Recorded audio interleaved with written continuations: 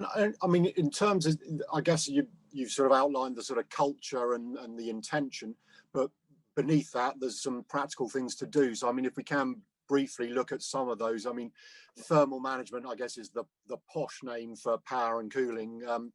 And I know that liquid cooling is sort of making a resurgence. I think, was it back in the 70s or wherever, IBM used to do that with their mainframes, but it seems to be making a resurgence now. So liquid cooling and the associated waste heat reuse, is that one area where you're seeing sort of potential contribution towards this sustainability goal?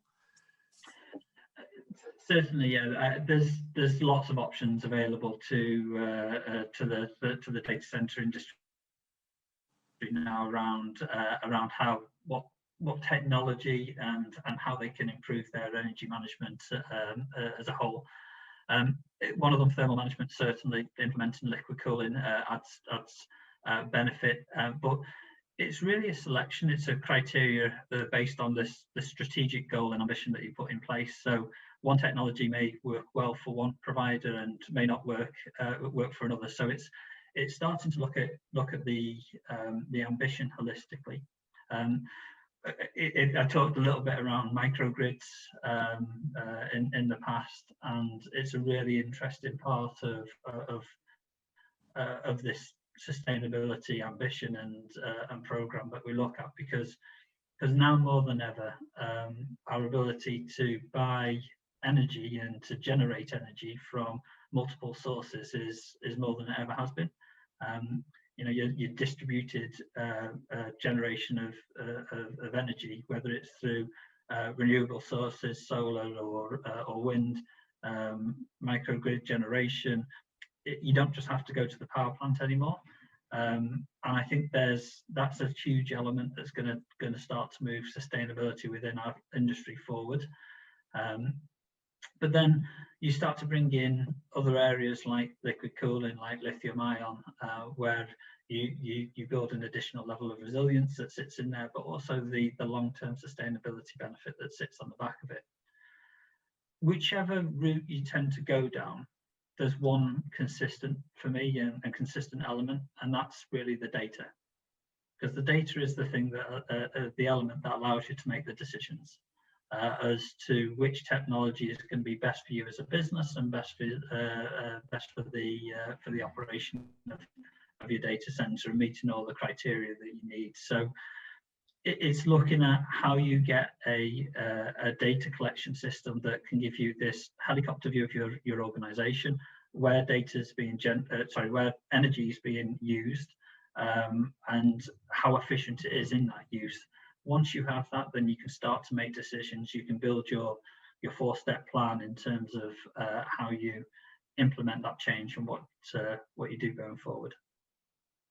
Okay, and just picking up on the renewables side, because I mean, I know a lot of data centers are proud that, you know, we got renewable energy, but clearly you can't actually demonstrate to people that what comes into your data center, you know, is renewable, because it just gets lost in the grid. I mean, do you think there's over time, I mean, you alluded to solar and stuff, do you think the power microgrids being brought maybe much closer to data centers, depending on location, will help demonstrate, or do you think renewables will, you know, just gradually overtake fossil fuels, maybe even nuclear, so that, you know, the industry will inevitably, you know, increase its you know, reliance or uptake of renewables? Yeah, I think I do see a more uptake in terms of the renewable technology. I mean, so I've got some examples here in terms of Equinix. The global renewable energy procurement program increased from 30% to 82% over a 3-year period, and enabled them to be 100% renewable energy in North America. Now there's a cost saving that benefited them that was to the tune of around 23 million dollars. But that move towards the 100% renewable energy, it's already happening today in my view, Phil. It's you know, you see some of the announcements from Amazon over in Ireland, and I think there's a commitment there around a 50 megawatt wind farm at the source of their data center as well. So We'll see certainly more of that going forward. And I have to ask about demand response. I know it's almost like a Marmite thing. People either love the idea or hate it because they think it's going to, you know, expose their data center, you know, to problems. Do you have any either personal views on that and or experience of, you know, what colos are or aren't, you know, doing with it? So what I would say is that demand response isn't a new system, a new technology. It's been used in other industries for years now, and as simple as taking your generator technology and being able to drop a facility off the grid and feed back onto the grid. It's not new. It's something that's been around for a number of years and is proven to work. There's a criticality that comes with data centers, and I think that's the key element. So it really is down to the user themselves and their view around their organization and their opportunity to be able to do so. And this is where I go back to the data point again, that DSIM, EcoStruxure, all these systems that we can now start plugging into, and Schneider Electric can plug into the data center industry, will give you more and more data to be able to analyze whether demand response or microgrid use is the right option for the end user. And I guess, I mean, a good point maybe to focus on, you know, as we're wrapping up is the data center industry wants to be sustainable, but all of us as consumers want more and more digital services. You know, we got more and more devices. Certainly during the pandemic, you know, Zoom's gone, well, you know, we're on Zoom, Zoom's gone mad, etc. So I guess it sounds a simple question, but the answer might be not be so simple. You know, how does the data center industry do both things? So be environmentally, you know, conscious, friendly, but also help people consume more and more data, you know, because that's what we seem to want. Yeah. It's the dichotomy of the moment, isn't it, Phil? That we and I don't think there's any clear answer for it. It's the honest answer that I can give. What I would say though is I talked earlier around Schneider Electric's commitments to work with their value chain to improve sustainability and get their suppliers down to a carbon neutral element by 2050. If you look broader than the data center industry, for us as a country to implement microgrid, the data center industry is a core component of that. It's an enabler for us to be able to do so. So will the embedded efficiency as a country, as a zone, to moving from a centralized production to renewable and decentralized generation of power, you're going to have data and controls and everything else to be able to do so. The data center industry will be a enabler for that to happen.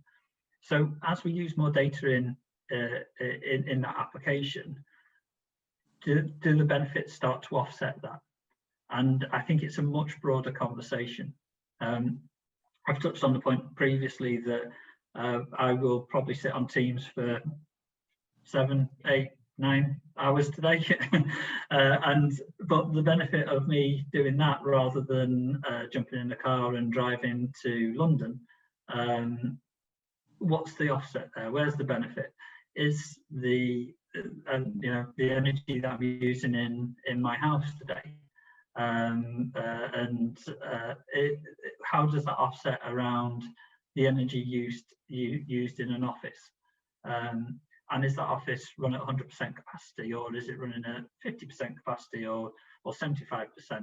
So there's embedded efficiencies across everything we do, and within that, the data center industry has a huge role to play.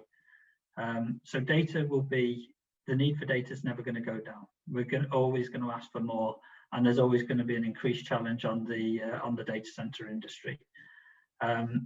I think we have to look broader though than just at what's being consumed, used, and the output from the data center itself, because what the technology it's enabling, the benefit that it's enabling, could be significantly accelerating the sustainability program across the whole of the UK or Ireland, as an example. Okay, I mean, we've covered a fair amount of ground. Are there any other sort of bits we haven't covered, or maybe just one or two final thoughts as to where the data center industry needs to focus, head to get to grips with sustainability? I think for me, I mean, one thing I would say is that it's worth everyone taking a look at the 451 research report that Schneider Electric commissioned. It's very interesting. It gives you a helicopter view, really, of the industry as a whole and what's driving it around sustainability. We had 800 respondents on there across 20 different countries, so it's hugely relevant across the globe, and I think it's a conversation starter and allows you to start to think around how you move in that right direction. To close, really, for me, I can't encourage enough the application of trying to find the right partner to work with yourselves as an individual end users, and understand what that ambition should be and what data we can provide to help start to put in place that strategic program and really move the sustainability conversation into a boardroom conversation that's reviewed on a weekly, monthly basis, so you've got regular cadence in terms of the improvement that you're making. Okay, well, thanks for your time today, Mark. Really appreciate it. Thank you, Phil.